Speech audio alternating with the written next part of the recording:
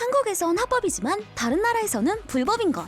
그중 하나가 내비게이션의 과속 단속 카메라 안내라는 것 알고 계셨는지? 프랑스, 독일, 스위스 등에서는 내비게이션이 과속 단속 카메라의 위치를 알려주는 것이 불법으로 프랑스에서는 내비게이션 불시 단속까지 나설 정도라는데,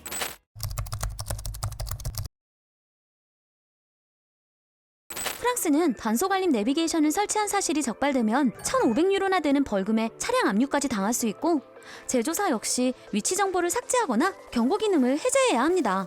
우리나라에서는 당연한 기능인 과속 단속 알림 기능은 BMW의 경우 15개월 25달러를 내야 이용할 수 있을 정도로 외국에서는 보편적이지 않습니다. 모든 걸 다 아는 우리나라 내비게이션도 몰랐을 놀라운 사실. 최초의 과속 단속 카메라를 개발한 사람은 과속을 밥 먹듯이 하는 사람이었다는 것. 1953년 몬테카를로 랠리에서 우승한 네덜란드 레이서 모리스 가초니더스는 자신의 주행 속도를 확인하기 위해 도로 위에 흰색 선을 표시해놓고 그 위를 달리는 모습을 카메라로 촬영했습니다. 0.5초에서 0.7초라는 1초도 안 되는 간격으로 사진을 2장 촬영한 뒤 그 시간 동안 차량이 얼마나 이동했는지를 보고 평균 속도를 체크했고, 이 아이디어를 활용해 세계 최초의 속도 감지 카메라 가초미터를 만들어 1959년부터 과속 감시 카메라 제작 사업을 시작했습니다. 우리나라에 도입되기까지는 제법 오랜 시간이 걸렸는데 과연 언제였을까요? 바로 1993년 서울경찰청이 처음으로 서울역 등 교통사고 다발 지역 5곳에 속도와 신호위반을 단속하는 무인감시 카메라를 설치했습니다. 이어서 1994년 무인카메라 2대를 도입한 부산지방경찰청은 경찰관 1명이 단속하는 차량의 약 9배를 무인카메라가 단속해냈고, 교통사고 건수도 41% 감소했다고 발표했습니다.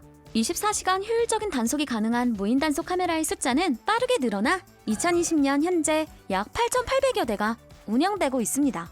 우리가 도로에서 가장 흔히 볼 수 있는 단속 카메라는 기둥에 고정되어 있는 고정식 단속 카메라입니다. 여기서 카메라는 차량 번호판을 촬영할 뿐이고, 차량의 속도는 도로 아래에 묻혀있는 센서가 감지하는데요. 첫 번째 센서를 지나간 시간과 두 번째 센서를 지나간 시간을 측정해서 속도를 계산한 후 과속일 경우에 카메라가 차량 번호판을 촬영합니다. 과거 고정식 단속 카메라는 한 번에 한 차선만 찍기 때문에 카메라 앵글 안에 들어오지 않는 차선에서 달리면 과속을 해도 찍히지 않는 경우가 있었다고 합니다. 하지만 최근에는 카메라의 화각이 넓어져 여러 차선을 한꺼번에 단속할 수 있다고 하니 주의해야겠죠?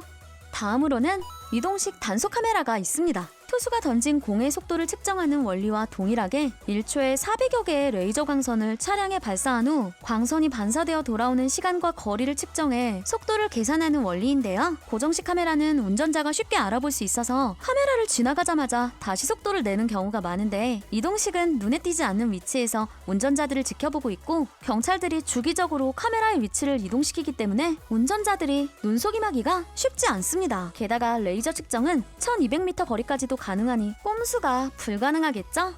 다음으로 구간 단속 카메라가 있습니다. 고속도로를 달리다 보면 무심결에 과속할 때가 있는데요. 카메라 앞에서만 속도를 줄이는 캥거루 현상을 막기 위해 최근 고속도로에 많이 생겨나고 있습니다. 구간 단속 카메라는 고정식과 원리가 비슷합니다. 카메라가 특정 구간의 시작과 끝에 각 한 대씩 설치되어 있고, 시작 지점의 카메라를 통과한 시간과 종료 지점의 카메라를 통과한 시간을 측정해 차량의 평균 속도를 계산하고 과속인 경우에 카메라로 찍는 원리죠. 하지만 고정식과는 다르게 평균 속도와는 별개로 시작 지점과 종료 지점을 지날 때의 순간 속도까지 단속합니다. 그러니 구간 단속 카메라 앞에서는 속도를 일정하게 유지하는 게 좋겠죠? 무인 카메라만 교통법규 위반을 단속하는 건 아닙니다. 도로 위 암행어사, 암행 순찰차가 있습니다. 경찰차가 아닌 승용차로 도로를 달리며 과속, 난폭운전, 버스 전용차로 부당이용, 갓길 주행 등 무인 카메라가 잡아내지 못하는 여러 법규 위반을 단속하는데요. 언제 어디서 나타날지 모르는 암행 순찰차는 외관은 평범해 보이지만 내부에는 차량의 속도, 차량 간 거리, 번호판과 실선 구간 차로 변경 여부 등을 인식할 수 있는 첨단 사물인식 시스템이 장착되어 있습니다. 미국, 호주, 유럽 등에서 운영되다가 2016년 우리나라에 도입된 후 2018년에 교통사고 13.7% 감소, 부상자 22.6% 감소 효과가 입증되면서 고속도로뿐 아니라 인천, 대구, 제주 등 지역 도로에도 확대되고 있습니다. 그만큼 속도 단속은 교통사고 감소에 큰 효과가 있는데요. 속도를 줄이면 사람이 보입니다라는 슬로건 요즘에 많이 들어보셨죠? 보행자의 안전을 위해 도입한 안전속도 5030 정책은 전국 도시 일반 도로의 제한 속도를 시속 60km에서 시속 50km로, 주택가 이면도로의 제한 속도를 시속 30km로 낮추는 정책으로 2019년 4월 도로교통법 시행규칙 개정 후 2년간의 유예기간 동안 일부 지역에서만 시범 운영하고 있는데요. 서울 종로의 세종대로부터 동대문역 방면 구간에서는 보행자 교통사고가 24.1% 감소했고요. 부산에서는 지난 5월 시행 후 100일 동안 속도 위반이 하루 평균 1.67건에서 0.53건으로 대폭 감소했고, 교통사고 사망자 역시 37%나 감소했다고 합니다. 한국교통안전공단의 연구 결과에 의하면 속도가 시속 50km로 낮아지면서 반대로 운전자의 주변 사물 인지 능력은 올라가는 효과가 있었다고 하네요. 조금 덜 빠르더라도 보행자와 운전자 모두 조금 더 안전하게 갈 수 있는 안전속도 5030은 정부와 지자체의 협력하에 2021년 4월 17일부터 본격적으로 전국에 시행될 예정입니다. 지인과의 만남이 잦아지는 연말연시, 아무리 바빠도 과속은 금물, 음주운전은 금물입니다.